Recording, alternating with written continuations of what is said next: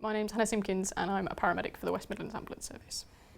We always work 12 hours, a mixture of days and nights. I don't think there is any typical shift, to be honest. You never know what you're going to go to, you never know where you're going to be, which is one of the things that keeps it interesting and keeps you developing new skills and stuff as well, because you're always in different situations.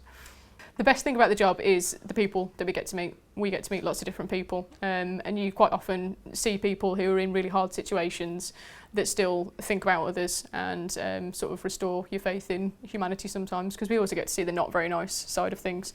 But I always think that if you meet one genuinely nice person, it outweighs all the other not so nice people that we meet. The worst thing about my job is probably the long hours and how hard work it is.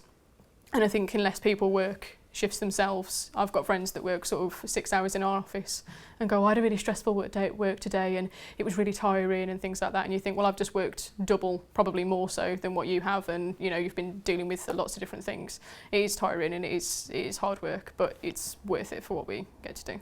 I think there's quite a lot of pressure on us because when you go to jobs where you've got a very seriously ill patient, there's just you and your crewmate in a very confined space with not a lot of equipment and not a lot of drugs to be able to do things, and sometimes that's quite a challenge and quite stressful. I think the job's probably made me a bit more cynical. I think I lived in quite a bit of a bubble before I did this, so it's opened my eyes up to lots of different things. But it's also made me a lot more confident and give me a lot more confidence in myself and things that I can do. We do get to see people in all walks of life and all different situations, and get to hear some really amazing life stories from people and meet some people that have been to some pretty amazing places. So there's the misconceptions that people think that we're just ambulance drivers, which is how we get referred to a lot of the time, not just by members of the public but by other people, which kind of degrades, I think, what we do.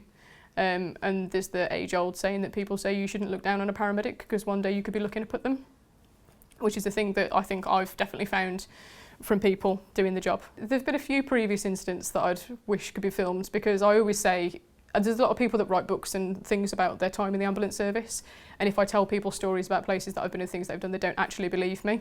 So a few of the very surreal situations, we went to a flat with a lady that was deaf, that couldn't hear at all, and there was a woman sat in a chair with her back to us, and I genuinely thought when we went in that this woman was dead in the chair, because they didn't tell us anything other than some sort of social issue. Went in, woke this woman up who was also deaf, who you had no idea what was going on, and after about 20 minutes of writing things down, it transpired that this woman was asleep in somebody else's flat and she just wanted her to go home. So we woke her up and said, "You're going to go home?" And she said yes, and we walked her back up to her flat and saw her inside, made sure they were both okay, and came out again. And it was one of the surrealist situations to be in at 3 o'clock in the morning, but we served a purpose for them and they were both quite happy.